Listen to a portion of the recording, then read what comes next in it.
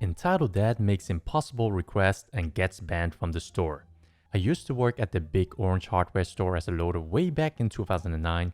As this story occurred 11 years ago, some details are a bit blurry. Now for the story. An entitled dad came by to order 20 bales of pine straw. He had his kid with him who didn't interact with us, so he won't have dialogue in the story. Entitled Dad only had a tiny compact car and there was only enough room inside for 5 bales max before it became unsafe to drive, and maybe enough room for 10 if safety for his kid wasn't his concern.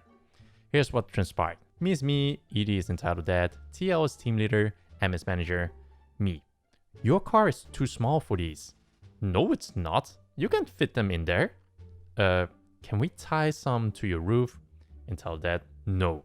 Fit them all in the trunk and my back seat, and don't get any loose straw in my car. Me, it's impossible to fit though. Even if I played Tetris with them, I could probably only get 8 max, but then you wouldn't be able to see through your rear view. Well, it's your job to figure it out. I hope you don't mind me asking, but do you live far from here? Yeah, I'm about 5 minutes away. Okay, good. Would you be interested in renting one of our trucks to help in transporting these bills? They don't cost much, and since you're so close by, it should be quite cheap. No. I don't want to pay any more than I already have. Are you sure you can't let us tie some bills to your roof? No, I don't want them falling off. Me, alright, I'll see what I can do. I contact our team leader over radio and tell her the situation and ask her to come out to the loading area.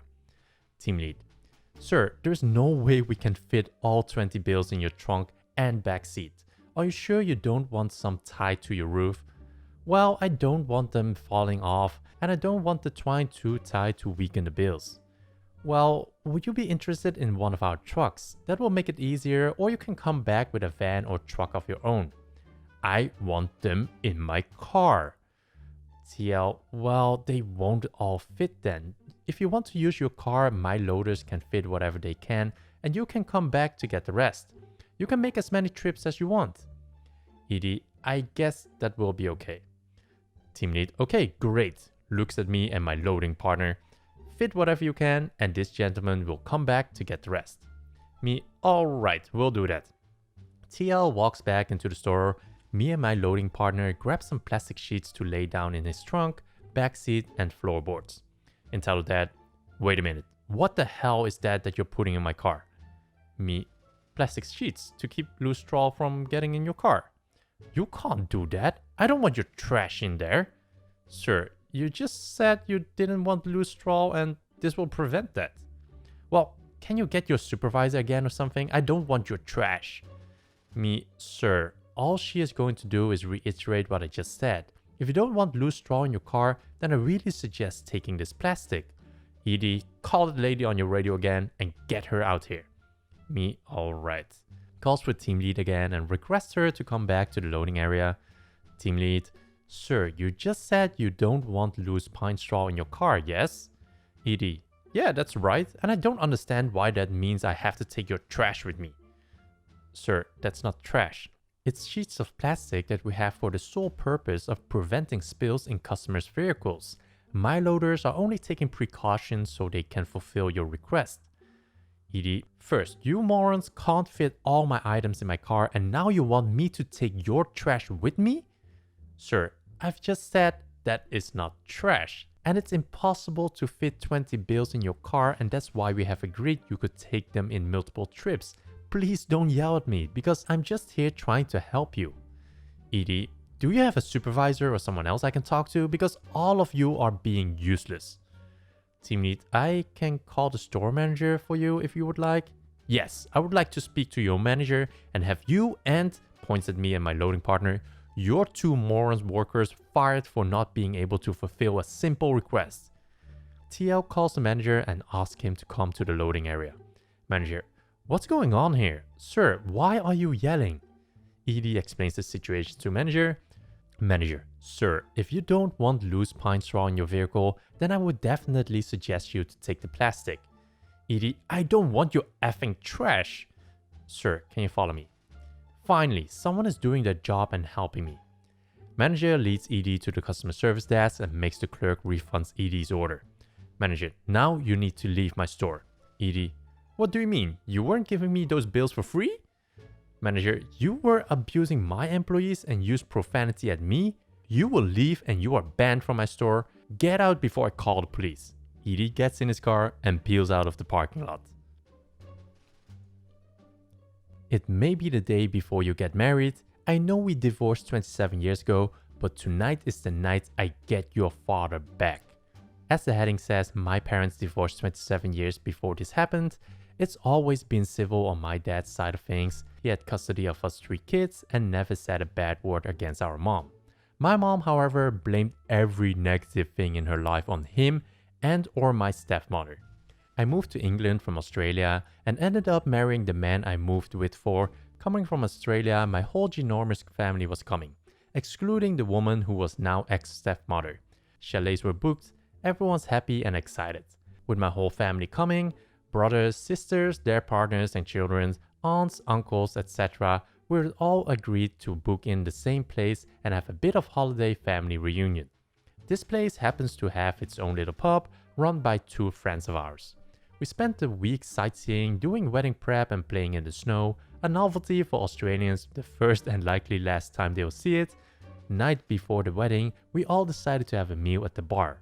Whole place is practically booked out with our group, so our mates running the place is quite happy. We all eat, drink and be merry. Stories are told, laughs are had, many at my expense as I had been vehemently anti-marriage as a child. My whole aim in life as a child was to be a math teacher in the army. Poor me, not only am I terrible at math, but I also hate being told what to do, so this dream was always going to fail. Given that we were all heading to the wedding venue the next day, most of us retired at a reasonable hour. Husband-to-be and I merrily hicked up our way to our chalet, singing Land Down Under with my sister and her fiancé who were in the chalet next to us. And now we lay me down to sleep and goddammit, who the fuck is calling at this time? It's about 4 hours later, 2 in the morning, my mate from the pub is calling and said we should probably come down there. I shoved coats and boots on over my pajamas and set off. Get there and there's my dad, doing his best to avoid my mom, who has decided that this is the moment. What moment, you ask? This is the moment she and my father gets back together and all the wrongs in her life are righted. She was drunker than that feral pig who broke into a campsite, drank 3 6-packs of beer and tried to fight a cow. This is a true story, Google it.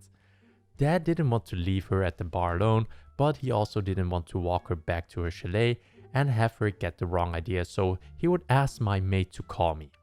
I try and unwind her arms from him, she shrieks at me, Dad takes the opportunity to run away and I'm left with her. It's only about 100 meters to her chalet, so I started to walk her home. She starts crying and telling me the following.